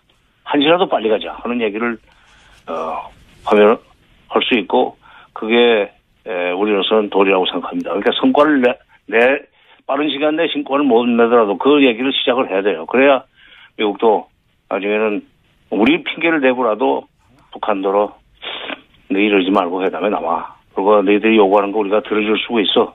이런 조건만 갖추고 기초적인 조건만 갖추고 나오면은 뭐 평화정도 얘기할 수 있고 그다음에 무슨 다른 북측의 요구를 또 들어줄 수도 있다. 협상해보자. 이렇게 메시지를 보내도록 자꾸 촉구를 해야 됩니다. 알겠습니다. 대통령이 워낙 왔다 갔다 하니까 외교 국방 라인은 근데 일관되게 이제 외교적인 해법을 얘기하고 있으니 외교 국방 라인으로 대통령을 좀 압박하자, 미국 대통령. 설득했습니다. 압박이라기보다는 뭐 압박이 되겠습니까? 그러니까 설득을 해서. 알겠습니다. 그들이 트럼프 대통령을 설득하도록 이렇게 좀, 쓰리쿠션으로 들어갑시다. 쓰리쿠션으로. 알겠습니다. 미국은 또 중국이 이 문제를 풀 수 있을 거라고 생각하고 중국에 대한 압박도 계속하고 있는데. 네. 중국이 북핵 문제를 사실은 풀어본 적이 없는 것 같은데 계속 중국에 대한 기대를 계속하고 있습니다. 이 중국이 북핵 문제를 해결할 수 있는 주체가 됩니까? 어떻게 보십니까? 미국이 그 중국에 대해서 자꾸 책임을 넘기려고 그러는 그런 성향이 있잖아요. 중국 역할로. 중국 책임론. 그리고 중국이 제재 적극 동참하면 북한은 회담장에 굴복할 것이다 하는 그런 착각을 하는데 그게 틀렸다는 메시지가 바로 9월 3일 날, 이번 9월 3일 날, 북한이 6차 핵실험을 한 배경이 됩니다. 뭐냐면, 9월 3일이면 중국에서, 어딥니까? 중국에서 지금 브릭스 회의, 그러니까 브라질, 러시아, 인도, 차이나, 중국, 그다음에 사우스 아프리카, 소위 브릭스 회의가 열리는 그런 나라 아니에요? 덩치들이 굉장히 큰 나라들이죠, 지금. 그렇죠, 예.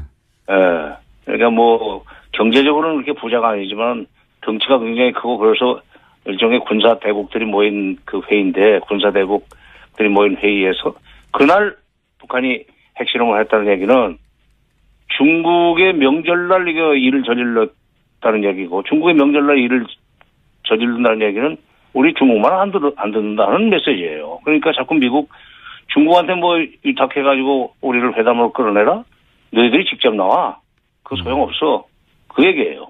9월 3일 날 쐈다는 날짜를 우리가 좀 그 의미를 새겨야 됩니다. 지난 29일 날은 그게 국칠이었어요. 네. 105년 전에? 102년 전? 105년? 102년 전에? 105년 전이구나. 100몇 년 전이야. 100여 년 전으로 하죠, 예. 100여 년 전. 나도 가끔 틀려야지. 그러니까, 작년에는 9월 9일에 했죠. 핵실험을 일부러 맞춰서. 자기네 명절날이고. 또 이번에 또, IRBM 쏜 거는 8월 29일에 했지만 또 7월 4일 날 쏘지 않았어요? 예. 7월 4일 날은 미국의 독립기념일 아닙니까? 네네. 일부러 맞춰서. 2006년에도 미사일 쏠 때 7월 4일 날 쏘았고, 그리고 석 달 후인 10월 9일 날, 1차 핵실험을 했는데, 그렇게 자기네 명절, 남의 명절 뭐 이런 날을 골라가면서 이제 쏘지만 특히 이번에 9월 3일 날 쏜 것은 9월 9일 날 쏠 걸로 예상했는데 9월 9일 3일 날로 땡긴 건 중국? 우리 그렇게 중국 무서워하지 않아. 중국한테 뭐 압력 넣어가지고 우리 끌어 나오라고 우리 그런 거 안 통해 하는 메시지로 지금 9월 3일 날 그 핵실험을 했다고 보니까 그런 의미도 있지 않습니까? 그 문재인 대통령이 러시아 방문하기 직전에 쏘았다. 이것도 같이 포함돼서.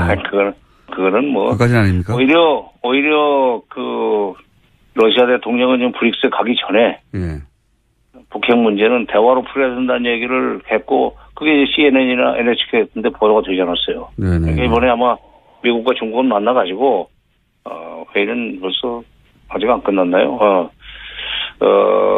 미국과 중국은 좀 유엔 제재 결의안에 뭐 적극적으로 동참하기보다는 대화를 권고하는 쪽으로 방향을 틀지 않겠는가 하는 생각입니다. 지금 둘이서 배짱이 맞아요. 알겠습니다. 러시아하고 중국하고. 예. 오늘은 여기까지 하고요. 이 사안이 어떻게 전개되는지 따라서 또 한번 연결하겠습니다. 오늘 말씀 감사합니다. 예. 네. 지금까지 까칠한 정세현 전 통일부 장관이었습니다. 불친절한 AS. 오늘 브리핑에서 이제 준비한 녹취가 안 나와가지고, 예. 그랬더니, 문자가 많이 왔습니다. DJ와 PD는 언제 손발이 맞게 될까요? 아까 브리핑 뉴스 시간에 자유한국당 홍준표 대표의 2008년도 홍준표 원내대표 시절 발언을 준비했는데 네, 저희 피가 딴 걸 들었거든요. 예. 원래 보내려고 했던 녹취 들어보시겠습니다. KBS 사장 같은 경우에 소환장을 두세 번 발부했으면 그 다음에 들어가는 절차는 체포영장입니다. 조사를 위해서 체포영장을 발부합니다. 그럼 법에 따라 정해져 있어요. MBC PD 수첩 같은 경우에 자료 제출 요구하지 않으면 압수수색영장이 들어갑니다. 공권력을 집행하는 사람들이 눈치를 보면서 공권력 집행을 하지 않고 여론의 눈치 보고 언론사 눈치 보고 방송의 눈치를 보고 무슨 공권력의 집행을 하겠다고 덤비는 것인지 일반 국민들은 그럼 뭐 하려고 조사받으러 나갑니까? 검찰이 나는 뭘 하는 집단인지 모르겠다 이거예요. 네, 10년 전에 본인이 했던 이야기가 어젠가요? 그저께 본인이 했던 이야기를 정확하게 반박하고 있는 겁니다. 자, 그 외에 문자 많이 왔습니다. 정세현 장관이 크게 웃는 건 처음 듣습니다. 저렇게. 그리고 공장장 코엑스에서 봤는데 금요일 날 저수지겜 시사회가 있었거든요. 예. 살이 빠졌어요. 그렇지 않습니다. 그리고 이명박 전 대통령 처남 김재정 씨를 얘기하면서 공장장 발음으로는 김재동 씨로 들려서 깜짝 놀랐습니다. 발음 번역기가 필요합니다. 네. 안 고쳐줄 겁니다. 아마 제가. 오늘 여기까지 하겠습니다.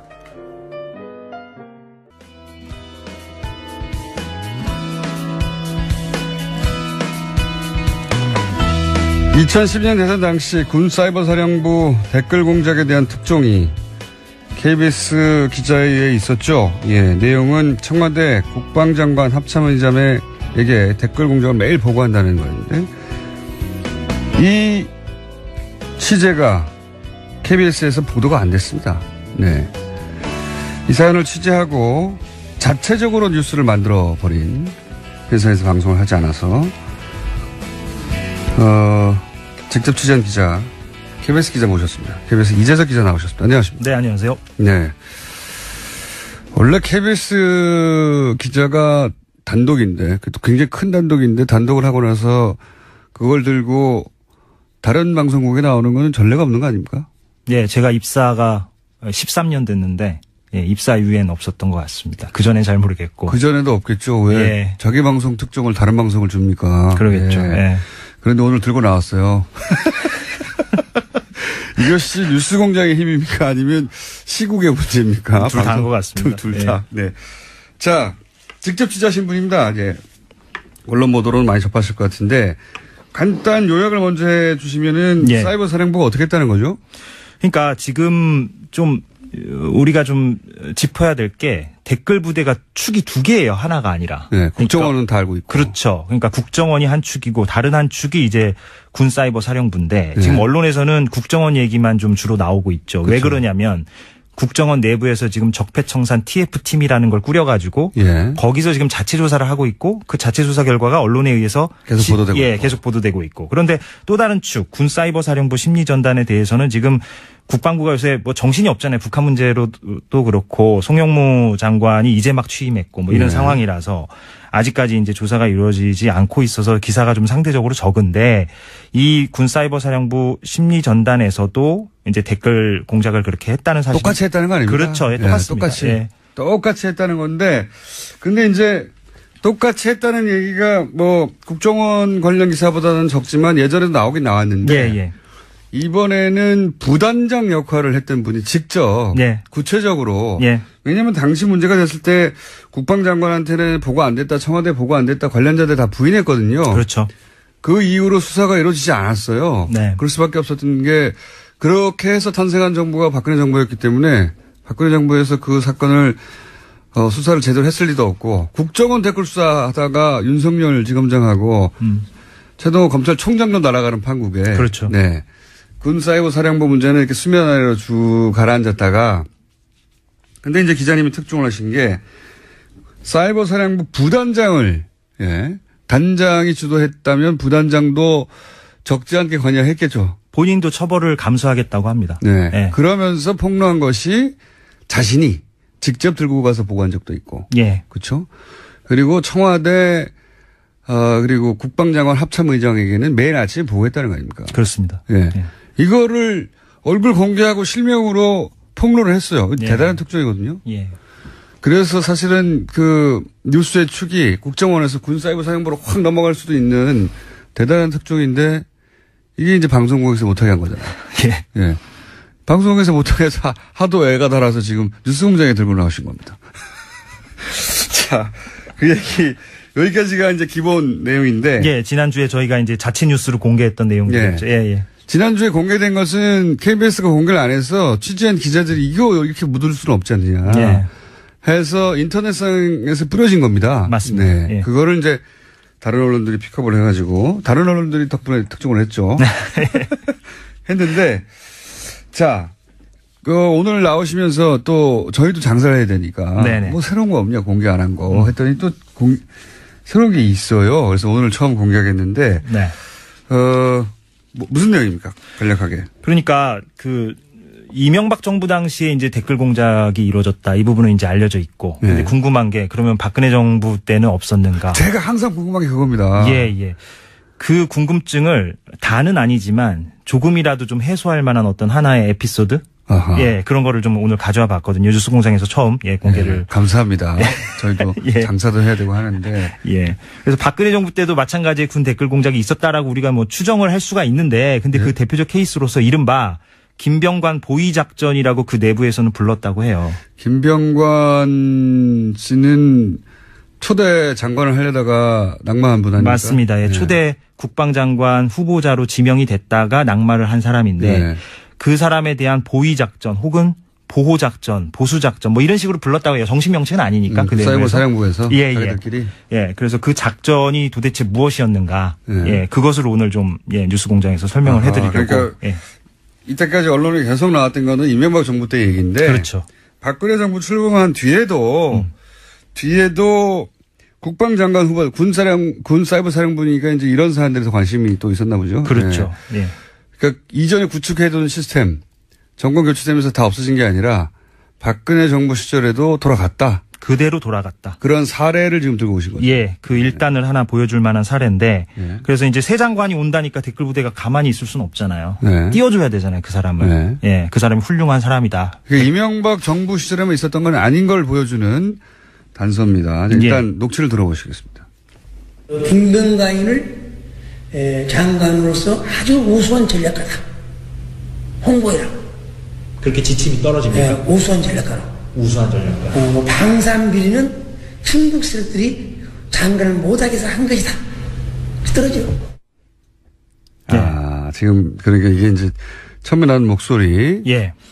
이분이 김기현 전 과장 부단장 역할을 했던 분이고 이분이 이제 양심선언을 한 분인데 이번의 얘기는 김병관 장관 후보자가 아주 우수하다는 것을 댓글로 작업을 해라. 홍보해라.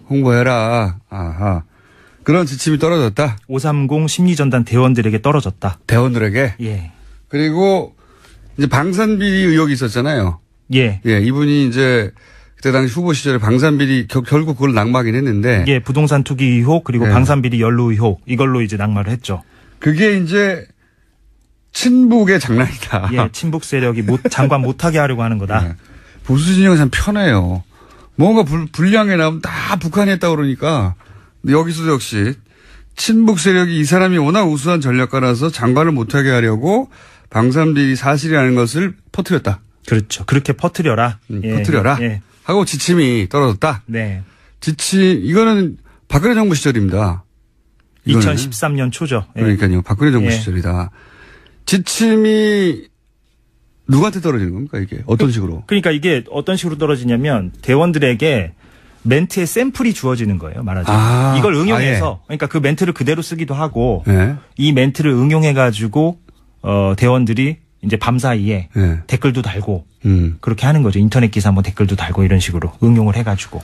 그러니까 기본 문구가 떨어지는 거죠. 그렇죠. 그리고 그거 응용하기도 하고 그대로 쓰기도 하고. 그렇죠. 그거를 박근혜 정부 시절에 군사이버 사령부가 했다. 새 장관을 띄우려고. 한마디로 했다. 예. 요거 한 번만 했겠냐 이렇게 생각해 볼 수 있는 거죠. 그래서. 그렇죠. 예.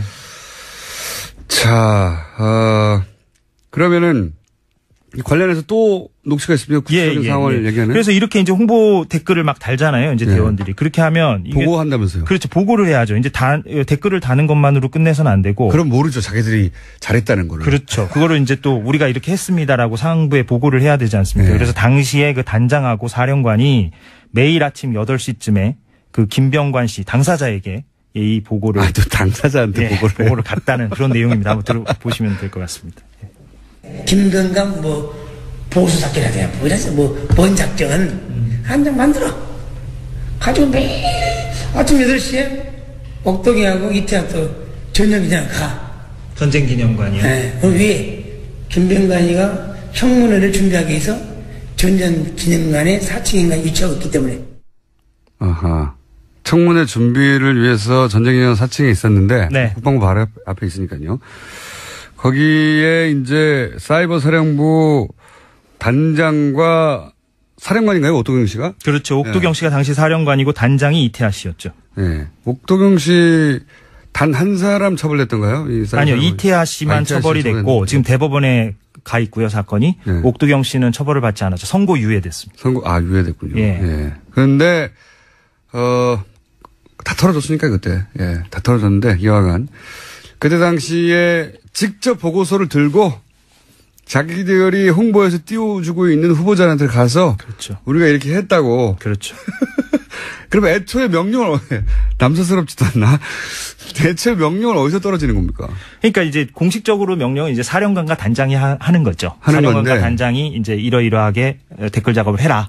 이게 날마다. 근데 이제 뭐 이런 뉴스 있었지 않습니까? 이게 국정원 따라하고 사이버 사령부 따로 해가지고는 통합 대응이 안 되니까 뭐 게시판도 나눠야 될 것이고 뭐 어디 포털도 나눠야 될 것이고 영역을 나눠서 그리고 또 여기서는 이 얘기고 저기서는 저 얘기하면 안 되니까 메시지를 통일시켜야 되고 그래서 아마도 컨트롤 타워.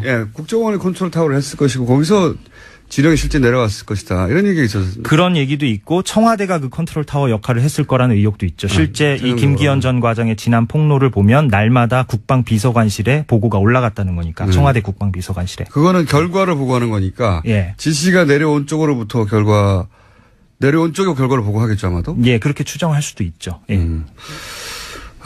적어도 사이버 사령부 단독으로 모든 일을 하진 않았고 위에서 이제 지시를 받았는데 이 케이스 같은 경우에는 단장과 사령관이 어쨌든 결과물을 들고 그 결과물이라는 건 이제 특정인을 띄우기 위한 건데 후보 특정인한테 찾아가서 우리가 잘했죠 하고 보고했다. 여론 조작이죠. 예.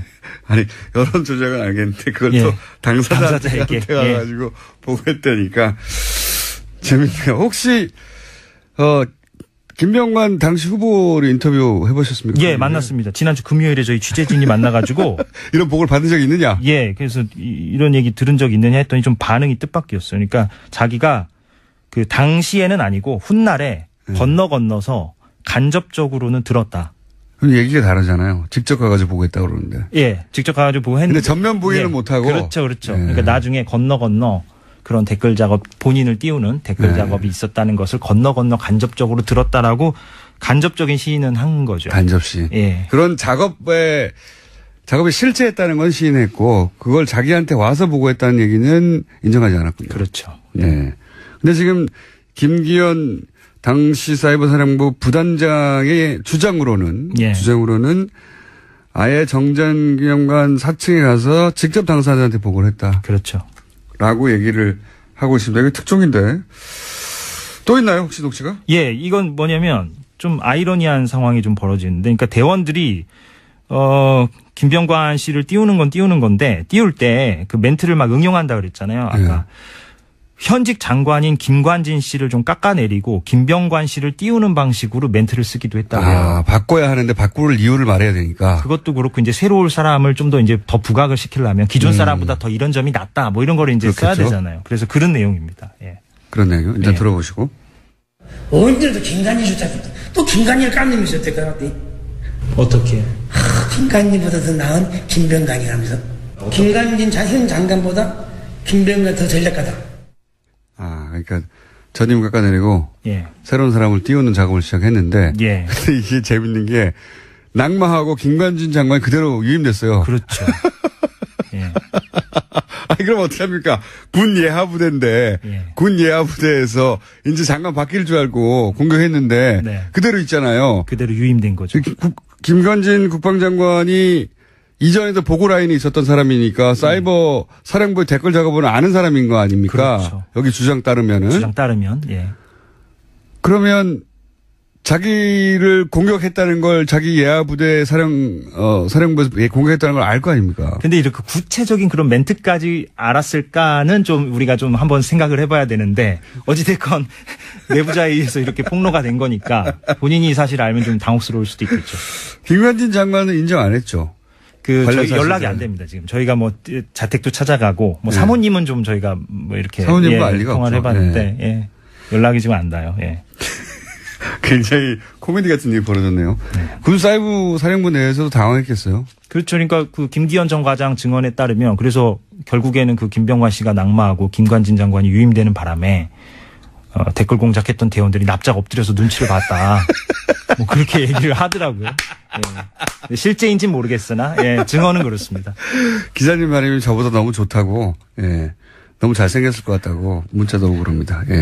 발음만 좋습니다. 자, 이거 왜 특종인데 지금은 그 처음에 그 공개했던 내용 이외에 뉴스 공장도 먹고 살라고 들고 오신 거 아니겠습니까? 그렇습니다. 들고 왔는데 뉴스 공장 평소에 들으시죠? 잘 들으시고요. 정상화 되려면 아직 한참 멀은 것 같으니까 KBS가. 그런데 KBS 보도국의 이제 책임자들이 이걸 막았다고 하는데 왜 막았나요? 간단하게 한마디로 말하면? 간단하게 얘기하면 이게 증언의 개연성은 있어 보인다. 본인들이 볼 때도. 그렇죠. 개연성이 있어 보이죠. 당연히. 그냥 부단장이니까. 그리고 구체성도 있고 일관성도 있고 그런데 그거를 뒷받침할 증거가 있어야 되는 거 아니냐. 이런 식으로. 이게 물증이 어디 있다고. 그러니까 정보당국 내부 고발자라는 특수성을 전혀 이해하지 못하고 있는 거죠. 이해를 안 하려고 하는 거겠죠. 안 하려고 하는 걸 수도 있고. 이걸 누가 A4지에 출력해서 들고 있다 가져옵니까? 그걸 갖고 있다가는 뭐 바로 그냥 뭐 압수수색 당하고 뭐 더군다나 수사도 한번 당했던 곳인데 그게 말도 안 되는 이야기인데 그리고 또 있습니까?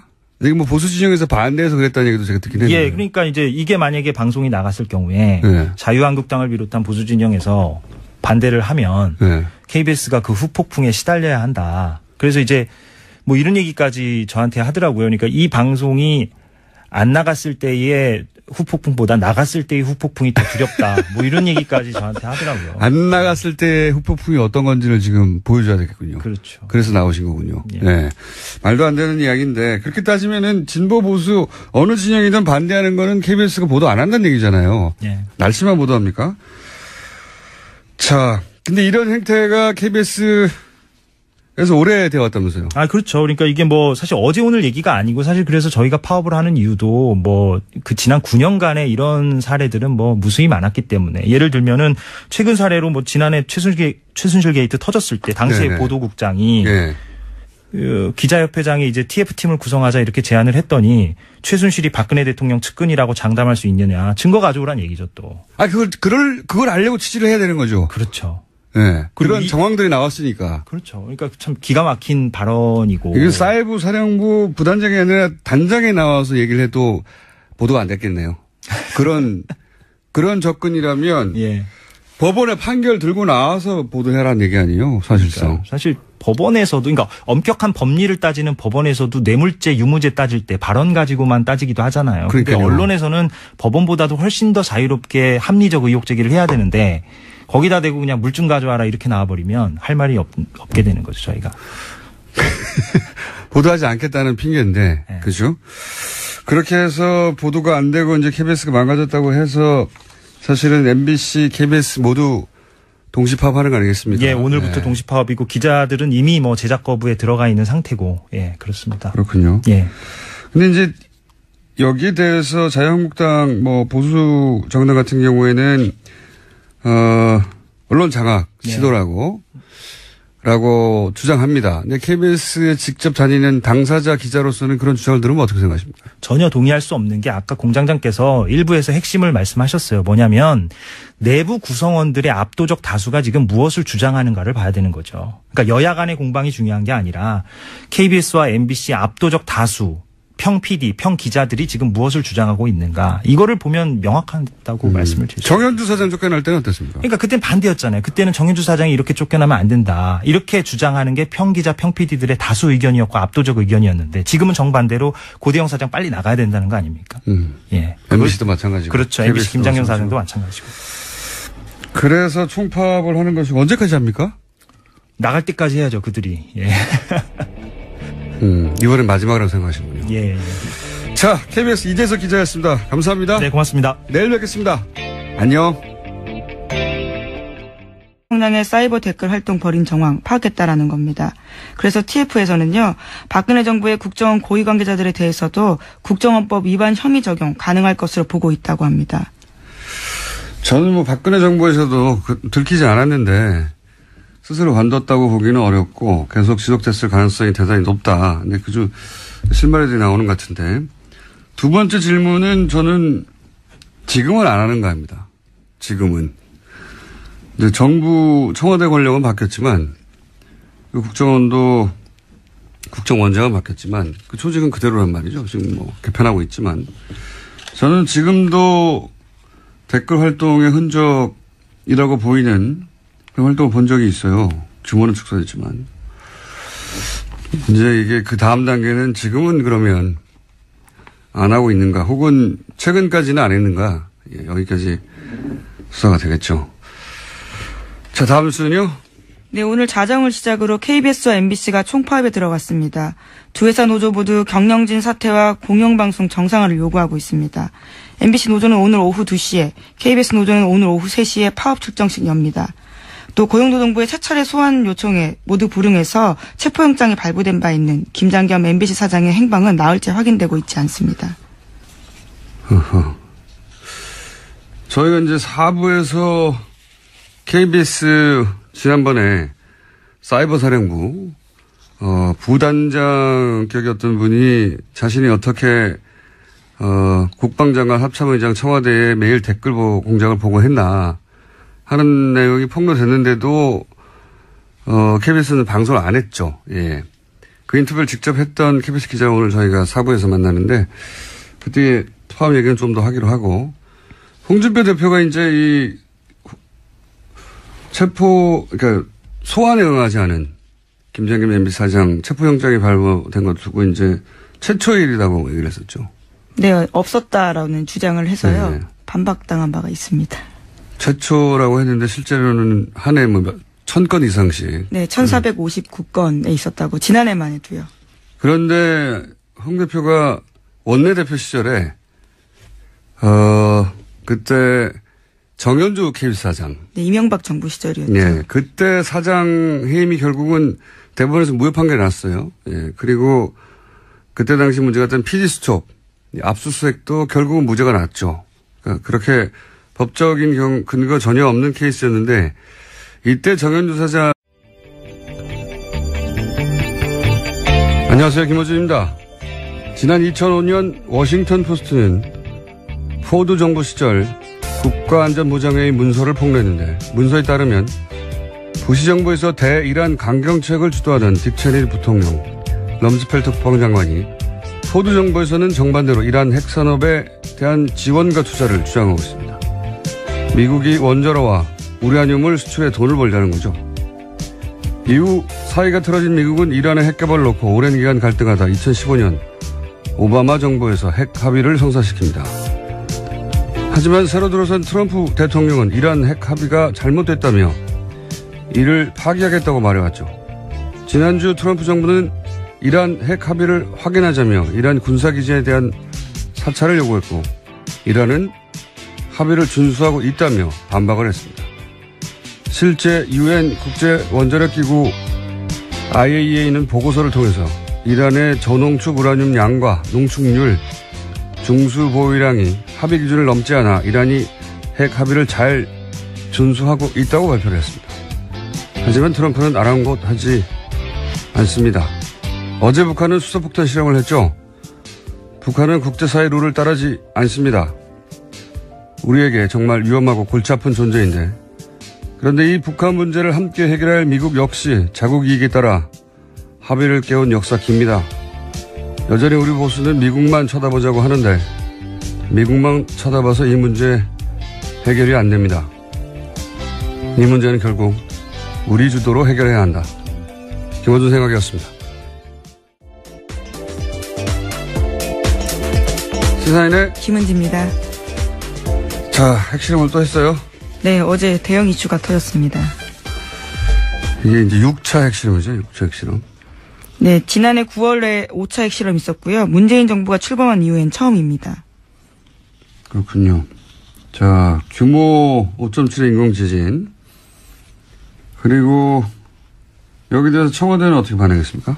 네, 청와대 반응부터 먼저 전해드리면요. 이에 대해서 당연히 용납할 수 없다라는 입장인 건데요. 네, 문재인 대통령은 국가안전보장회의 긴급 소집했습니다. 문 대통령은 북한에 참으로 실망스럽고 분노하지 않을 수 없다라고 밝혔는데요. 또 국제사회로부터 고립을 더욱 가중시키는 실로 어처구니 없는 전략적 실수를 자행했다라고 비판했습니다. 정우영 청와대 국가안보실장은 북한을 완전히 고립시키기 위한 유엔 안보리 제재 결의 추진 등 모든 외교적 방법을 강구해 나가겠다라고 밝혔습니다. 이 자국 이익에 따라 손바닥 뒤집은 역사도 아주 길어요. 이란 얘도 금방 들었지만 최근 전쟁을 더 추가 파병하는 아프간 탈레반도 미국에 지원을 했거든요. 그리고 미국에 대량 살상 무기 있다면서 거짓말이었죠. 예, 제거한 후세인도 애초에 미국이 지원을 한 상대고. 아주 긴 역사가 있죠. 북한은 아마 이제 미국을 보면서 카다피를 떠올리겠죠. 카다피가 실제 미국하고 핵실험 금지 조약 맺고 원자로도 미국이 들어와서 폐쇄했거든요. 경제 제재. 그러면서 경제 제재 걷고 나서 테러 지원국 명단의 삭제. 그리고 나서 리비아, 그러는 사이에 리비아 반란군을 조직해서 결국 카다피를 제거하죠. 이런 생각을 하겠죠. 북한 입장에서는 또. 예. 미국은 뭐 언제나 자국이 우선으로 약속을 지키기도 하고 지키기도 했으니까. 이런 이야기를 우리 언론이 워낙 잘 안 하니까 미국 중심으로만 얘기해보니까 잠깐 언급을 했는데 이란 핵 합의도 오바마가 최대 성과로 한 거는 트럼프는 깨겠다고 했거든요. 잘못됐다고. 예. 그래서 원자력 기구에서 사찰해서 보고서 냈는데 잘 지키고 있다고 지난 중간에 못 맺겠다고 이제 군사시설, 핵시설 말고 군사시설 사찰하겠다고. 그걸 누가 응하겠습니까? 그거 응하지 않으면 세컨더리 제재하겠다고 하고 있어요. 예. 우리 보수가 항상 미국한테 이제 문제 해결을 맡겨야 한다고 그래 왔잖아요. 예. 그런데 미국에게 북핵 문제를 다 맡겨버린 게 지난 10년이에요. 그런데 10년 동안 핵실험은 계속 됐고 박근혜 정부 시절에는 작년에도 2번 했습니다. 2번. 가장 미국 말을 고지고대로 따랐는데 그리고 그 기간 경제 제재를 계속 했는데도 실험을 계속 해왔단 말이죠. 그러니까 지금도 이제 보수 진영에서 미국과 얘기를 잘해라. 사드를 빨리 배치하라고 하는데 사드를 배치한다고 뭐 실험 안 합니까? 결국은 미국이 협상 테이블에 나와야 된다. 제 생각이지만 우리 정부 역량은 거기 집중돼야 된다. 예. 이 문제는 저희가 3부에서 정세현 전 장관 연결해서 다시 한번 짚어보기로 하겠습니다. 자, 다음 수는요? 네, 북한의 핵실험이 있기 직전에 미국 트럼프 대통령은 이번 주 한미 FTA 탈퇴 여부 결정할 수 있다라는 이야기도 했었습니다. 참모들에게 한미 FTA 탈퇴 준비를 지시했다라는 워싱턴 포스트 보도를 확인하는 기자들에 대한 답변에서였는데요. 워싱턴 포스트는 트럼프 대통령이 FTA 잔류하면서 일부 조항을 수정하는 재협상을 결정할 수도 있지만 트럼프 대통령이 또 무슨 성명을 발표한 게 아니라 트윗을 했어요. 또 여기서. 네. 트윗을 남겼습니다. 어제 저녁이었는데요. 이렇게 남겼습니다. 자신의 트위터를 통해서 북한이 큰 핵실험을 감행했다면서 그들의 말과 행동은 여전히 미국에 매우 적대적이고 위험하다라고 비난했는데요. 또 그러면서도 한국에 대해서도 언급했습니다. 자신이 말한 대로 한국은 대북 유화책이 통하지 않을 것이라는 사실을 깨닫고 있다면서 그들은 하나만 안다 이렇게 언급했습니다. 또 중국에 대해서도 언급을 했는데요. 북한은 심각한 위협이 되어버린 불량 국가라면서 그들을 도우려고는 하지만 거의 성과를 거두지 못하고 있는 중국에도 창피가 되고 있다라고 비난했습니다. 한마디로 뭐 자기는 다 알고 있었다는 얘기죠. 자기는 잘했는데, 그런데 이제 실제로는 자신도 대화하겠다고 했다가 화염과 분노 얘기했다가 김정은 존경한다고 했다가 다시 또 대화하자고 했다가 이게 이제 얄팍한 이들의 특징이죠. 자기가 불리할 때 자기도 같은 말 했으면서 상대에게 내가 뭘 했어. 이러는 거죠. 예. 네, 그래서 미국 내에서도요, 트럼프 대통령의 이야기가 두서없다라는 비판이 나오고 있습니다. 뉴욕타임즈도 비판을 했다고 보도했던데. 예. 네, 트위터에 대한 내용에 대한 비판인데요. 트럼프 대통령이 문재인 정부에 대해서 부당하게 듣기 싫은 소리를 했다라고 지적했습니다. 그러니까 뉴욕타임스 같은 경우에는요. 트럼프 대통령의 이 같은 인식은 잘못된 것이고 북핵 문제 해결을 위해서 한미 공조에도 장애가 될 수 있다는 전문가들의 우려를 전달했습니다. 이런 얘기는 미국 내에서 정말 많이 나와요. 예. 저희가 조만간 그러니까 지금의 북핵 위기는 물론 북한의 책임을 동시에 언급해야 하지만 트럼프가 자초했다는 얘기도 그런 분석도 많이 나옵니다. 자, 여기에 대해서 또 청와대 뭐라고 그랬습니까? 이 트윗에 대해서. 예, 트럼프 대통령 트위터에 대해서요. 우리는 동맹국들과 함께 평화를 통한 한반도의 비핵화를 포기하지 않고 추구해 나갈 것이다 라는 입장 밝혔습니다. 또 한미 양국은 긴밀한 공조를 바탕으로 북한에 계속되는 도발에 대응해 국제사회와 함께 최대한 강력한 제재와 압박을 가하는 일치되고 확고한 입장을 견지하고 있다라고도 밝혔습니다. 그렇군요. 자, 핵실험은 작년에 2번 했어요. 예. 박근혜 정부 시절에도 총 4번을 했나요? 작년에 2번을 했고. 올해 이제 문재인 정부 들어서 처음 하는 건데, 북한이 이제 룰을 깬 역사도 길지만, 오프닝에서 얘기했지만, 미국. 이번 주 공식 탈퇴 절차에 착수할 수 있다고도 보도한 바 있습니다. 트럼프 대통령의 협상 전략은 블러핑인 것 같아요. 이게, 기업을 할 때는 잘 통했나 봐요. 예. 근데 국가 간에는 이게 잘 안 통하거든요. 왜냐하면 기업은 어쨌든 이해타산을 따져서 이익이 우선이면 하잖아요. 근데 국가 간에는 이익만 따지지 않거든요. 자존심도 세워야 되고. 이 트럼프 방식이 다른 국가한테 통하지 않는 중요한 이유 중에 하나입니다. 항상 이렇게 블러핑을 하는데. 자, 업체 얘기는 근데 워낙 긴 협상이 될 테니까 일단 이렇게 블러핑을 했다. 자, 다음 수는요? 네, 국가정보원 관련된 뉴스입니다. 지난 1일 검찰에 추가 수사 의뢰한 사이버 외곽팀 관련해서요. 민간인 팀장급 18명에 관련된 좀 더 자세한 내용들이 나왔습니다. 18명 중에서는요. 서울사립대학 유명 교수뿐만 아니라 롯데그룹 임원, 계약직 아나운서 등이 포함되어 있다고 합니다. 국정원은 보안을 위해서 대포폰만을 사용해서 팀장들과 접촉했고요. 수사시 대처 요령 등에 대해서도 정기적으로 교육했다라고 합니다. 여기 이제 사립대학 유명 교수나 롯데그룹 임원은 뭡니까? 네, 아직까지 특정되진 않았는데요. 한겨레 신문 보도에 따르면 롯데그룹 임원도 수사 의뢰된 팀장급 18명에 들어가 있다고 합니다. 유명 교수도 그렇고요. 계약직 아나운서, 방송국 기자 얘기도 잠깐 나왔었는데 지상파. 네. 이거 이제 수사가 진행되겠죠. 예. MBC에서 라디오 진행자로 활동했던 롯데 그리고 롯데 임원 국정원이 손을 뻗치지 않은 곳이 없었어요 보면. 예. 예, 민간인 팀장 규모가 생각보다 넓어서요. 그래서 더더욱 더 넓어질 가능성도 있을 것 같습니다. 사회 각 분야에서 굉장히 정상적이고 도저히 국정원 임무를 수행한다고 상상하기 어려운 사람들. 근데 이제 제가 계속 하는 질문은 이렇게 구축한 시스템을 이명박 정권에서만 가동하고 박근혜 정권에서는 일시에 모든 일을 다 관뒀느냐.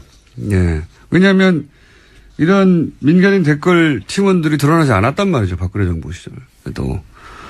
들키지 않았는데 스스로 관뒀단 말인가. 예. 이 질문은 계속 전 유효하다고 봅니다. 네, 관련해서 JTBC가 보도한 바가 있습니다. 주말 동안인데요. 최근 국정원 적폐청산 TF가 박근혜 정부 시절 국정원도 친정부